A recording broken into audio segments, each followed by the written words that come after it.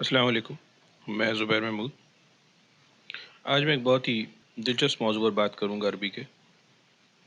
آج میں لفظ ال پر بات کروں گا اور اس کی اقسام بھی بیان کروں گا، ایک اس حصے میں یعنی اس ویڈیو میں، اور باقی دو قسمیں میں ایک دوسری ویڈیو میں انشاءاللہ بیان کروں گا۔ لفظ ال آپ جانتے ہیں کہ عربی میں یہ بے شمار استعمال ہوتا ہے، اور یہ اسماء کے شروع میں یہ آتا ہے۔ جیسے ہم کہتے ہیں اسد، تو شیر کو اسد کہتے ہیں، تو ہم کہہ سکتے الاسد، تو اس کے معنی میں کچھ تبدیلی آ جاتی ہے، اس کے تاثر بدل جاتا ہے۔ اسد ال لگائیں تو الاسدو، تو اس کے اتنے اسی عام استعمال کی وجہ سے ضروری ہے کہ اس کے مطلب کو، اس کے استعمال اور اس کی قسموں کو ذرا سمجھ لیا جائے، اور اس کا یہ فائدہ ہوگا کہ آپ کی عربیت اور عربی جو شناسی ہے اس میں خاصا اضافہ ہوگا، آپ کو زبان اور الفاظ کے استعمال کو سمجھنے میں آپ کو آسانی ہوگی اور مزہ بھی آئے گا۔ اب ہم اقسام کی طرف چلتے ہیں۔ ال کی تین قسمیں ہوتی ہیں، تین بنیادی قسمیں ہوتی ہیں۔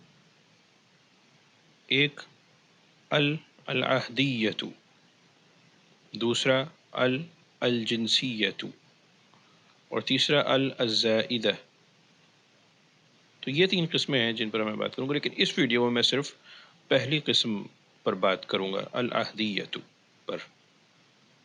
وہ اس لیے کیونکہ اس کی مزید تین ذیلی قسمیں ہوتی ہیں، اس کی مزید تین ٹائپس ہوتی ہیں، اور انہی پر میں آج بات کروں گا۔ باقی دونوں کو انشاءاللہ ہم اگلی دوسری ویڈیو میں انشاءاللہ دوسرے حصے میں دیکھیں گے۔ جو لفظ عہد ہے، عہد یا عہد، عربی زبان میں اس کے مختلف معنی ہوتے ہیں۔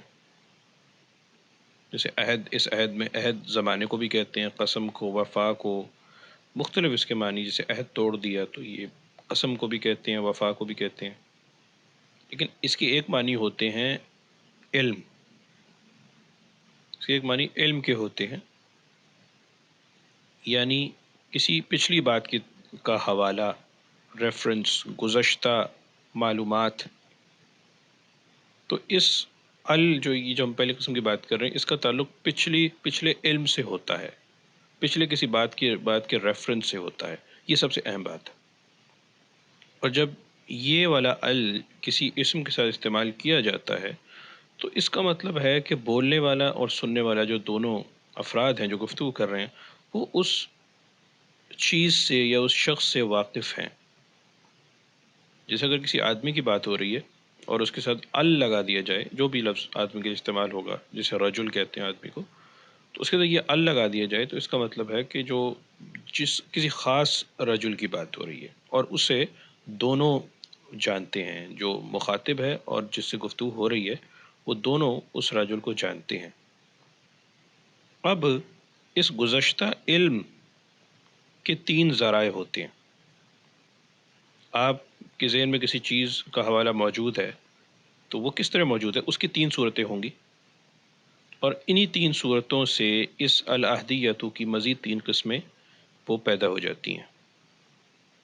سب سے پہلی صورت کہ جس میں آپ کو کسی چیز کا علم ہوتا ہے یا حوالہ موجود ہوتا ہے، اسے کہتے ہیں العہد الحضوری، یعنی حضوری عہد۔ حضور کہتے ہیں، یہ لفظ اردو میں استعمال حضور کہتے ہیں۔ حضور کے معنی ہوتے ہیں حاضر ہونا، موجود ہونا، یعنی جب کوئی چیز آپ کے سامنے یا گرد و پیش میں موجود ہو، تو جب اس کی بات کی جا رہی ہوگی تو ظاہر ہم کسی اس خاص چیز کی بات کر رہے ہوں گے، تو تب بھی ہم کا استعمال کریں گے۔ اب میں اس کی ایک دو مثالیں دیتا ہوں، اور جس سے بات بالکل واضح ہو جائے گی اور آپ کی عربیت میں انشاءاللہ اضافہ ہوگا۔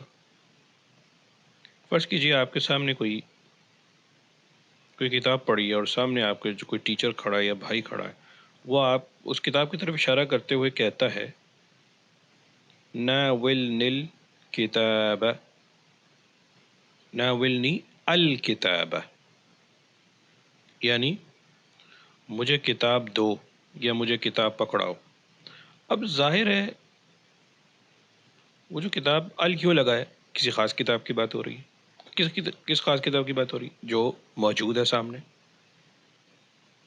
تو اس صورت میں بھی ہم، یہ بھی ایک حوالے کی صورت ہے نا، کہ ارد گرد کوئی کسی چیز کی طرف اشارہ کیا جا رہا ہو، تو اس کے ساتھ بھی ہم اس صورت میں ال استعمال کریں گے۔ اس کی ایک اور مثال دیکھیے، فرض کیجئے دو لوگ کھڑے ہیں اور وہ ایک، اور ان میں سے ایک دوسرے سے کہتا ہے کہ، مطلب پاس کھڑے ایک شخص کے بارے میں کہتا ہے کہ نادی الرجل، نادی الرجل، اس کا ترجمہ ہوگا آدمی کو بلاؤ۔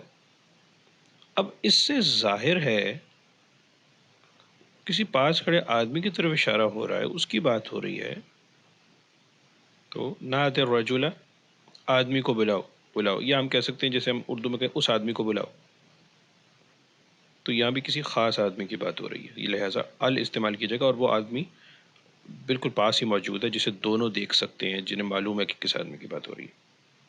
اب ہم کسی علم یا حوالے کی دوسری صورت کی بات کرتے ہیں، جسے کہا جائے گا العہد الذکری،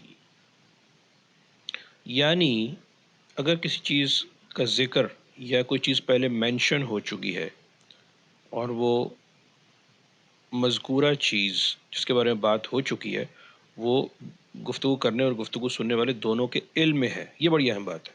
ہر صورت میں وہ علم دونوں کو ہونا چاہیے اس چیز کا، تو اس چیز یا اس شخص کے بارے میں بات کرتے ہوئے پھر ہم ال استعمال کریں گے۔ وہ اس لیے کہ وہ چیز، وہ شخص، اس کا ذکر ہو چکا ہے، دونوں کو معلوم ہے، تو دوبارہ ہم ال استعمال کریں گے، کیونکہ یہاں بھی کسی خاص چیز یا شخص کی بات ہو رہی ہوگی۔ اس کی مثال دیکھیے، اشتریت بیتا، یعنی میں نے ایک گھر خریدا، اب بات آگے چل رہی ہے، والبیت فی قریۃ، اور گھر ایک گاؤں میں ہے۔ انگلش میں ہم کہیں گے and I bought a house and the house is in a village. یہ قسم ہے، مطلب العہدیہ، تو جو پہلی قسم کی ہم بات کر رہے ہیں،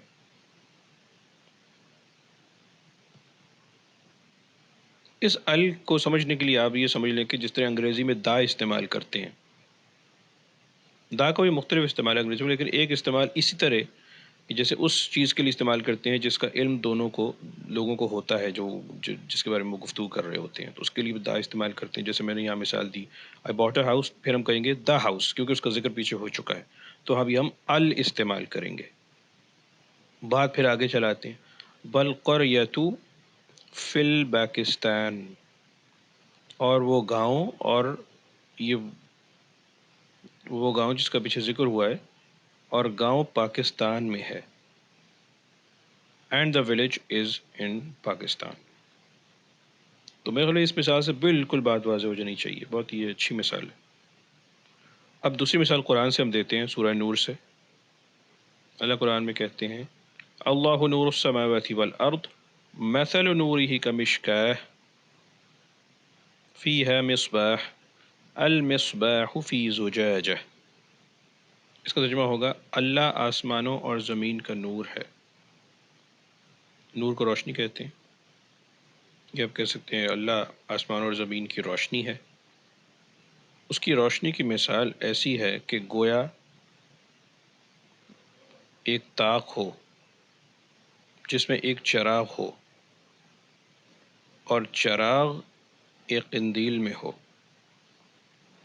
اب یہاں آپ دیکھیے کہ کمش کا ایک طاق، پرانے زمانے میں ایک دیوار میں سوراخ ہوتے تھے، اس میں کوئی چیز رکھی جاتی تھی، تو کمش کا مصباح چراغ کو کہتے ہیں، کہ اس میں جیسے ایک چراغ ہو، لیکن دوبارہ جب اس کا حوالہ دیا گیا، اس کو ذکر کرنے کے بعد دوبارہ جب مصباح کا حوالہ دیا تو المصباح استعمال کیا۔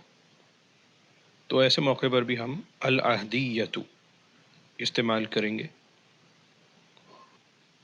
اب ہم العہدیۃ کی آخری قسم، یعنی گزشتہ علم کی آخری صورت پر بات کرتے ہیں، جسے کہتے ہیں العہد الذہنی، یعنی وہ علم جس کا تعلق ذہن سے ہو، نہ وہ کوئی گرد و پیش یا پاس جگہ پر کوئی چیز موجود ہے آنکھوں کے سامنے یا ارد گرد، نہ اس کا ذکر پہلے ہوا ہے، لیکن وہ بات وہ حوالہ ذہن میں موجود ہے، چاہے اس کا فوراً ذکر نہ ہوا ہو۔ لفظ ذہن ظاہرہ اردو میں استعمال کرتے ہیں مائنڈ، یعنی اس کا تعلق مینٹل ریفرنس سے ہوگا۔ یہ اس کی مثال دیکھ کر بالکل ایک بات واضح ہو جائے گی۔ مثال کے طور پر کوئی شخص، کوئی گھر میں کوئی ماں یا کوئی بھی اپنے بیٹے سے پوچھتی ہے کہ تم کہاں جا رہے ہو، اور اگر وہ جواب دے کہ اذهب الى المکتب، یعنی میں دفتر جا رہا ہوں، آفس جا رہا ہوں، تو یہاں بھی اس کا ذکر نہیں ہوا، نہ آفس کوئی موجود ہے سامنے، لیکن المکتب، المکتب اس لیے کہا گیا کیونکہ وہ دفتر معمول کی بات ہے، وہ حوالہ خاص دفتر کا ذہن میں موجود ہے، اس لیے سمجھانے کی ضرورت نہیں ہے، اور اس صورت میں بھی ال استعمال ہوگا۔ اگر ال کے بغیر ہم کہیں کہ اذهب الى مکتب، اس سے مراد ہوگا کہ میں کسی دفتر جا رہا ہوں، لیکن الی المکتبی اس کا مطلب ہے کہ میں کسی خاص دفتر جا رہا ہوں جس کا علم دونوں کو ہے، اور وہ علم ذہن میں موجود ہے۔ تو یہ گزشتہ علم یا نالج کی تین صورتیں ہیں، اور اس صورت میں جب اسم استعمال ہوگا ناؤن کے ساتھ ہوگا تو اس کے ساتھ ال بھی اس پر داخل ہوگا، اور انگریزی میں دا بھی اسی طرح استعمال کیا جاتا ہے، اس کے اور بھی اس کا استعمال ہوگا، لیکن ایک طریقہ کار اس کے استعمال کا یہ بھی ہے۔ تو آج ہم نے صرف ال کی ایک پہلی قسم پر بات کی ہے، جس کی مزید تین ذیلی قسمیں ہیں، اور جو باقی دو قسمیں ہیں جنسیت اور زائدہ، وہ انشاءاللہ ہم اس کے دوسرے حصے، دوسری اس کی ویڈیو میں ہم انشاءاللہ ان پر بات کریں گے۔ تب تک کے لیے شکریہ، اور اللہ حافظ و ناصر۔